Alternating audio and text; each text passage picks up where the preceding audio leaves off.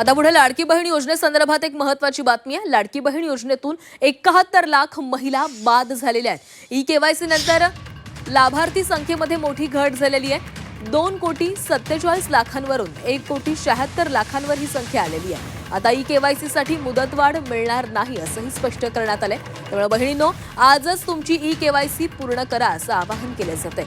योजनेसाठीची ई-केवायसीतील दुरुस्ती करण्याची मुदत 31 मार्च रोजी संपत आहे आणि या योजनेतील लाभार्थ्यांची संख्या मोठ्या प्रमाणावर कमी झाली असून ई-केवायसी नंतर ही संख्या 1,76 लाखांवर आलेली आहे। योजनेच्या सुरुवातीला 2,47 लाख लाभार्थ्यांची असलेली ही संख्या आता घटत चाललेली आहे आणि आता ती जवळपास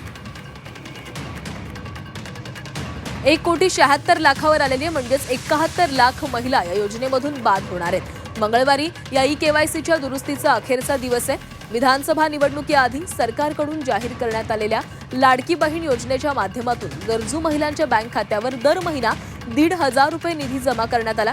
मात्र या योजनेमध्ये मोठ्या प्रमाणावर बोगस लाभार्थी असल्याचं सरकारच्या निदर्शनास आलं। केवळ 2.5 लाखांचं उत्पन्न असणाऱ्यांसाठी असलेल्या या योजनेमध्ये सदन महिला तसंच सरकारी कर्मचारी महिलांनाही लाभ घेतल्याचं स्पष्ट झालं। सुरुवातीला लाभ घेणाऱ्या सरकारी कर्मचाऱ्यांना अंकुश लावल्यानंतर ई-केवायसीच्या माध्यमातून अन्य बोगस लाभार्थींना या योजनेमधून बाद करण्याची योजना आखण्यात आली।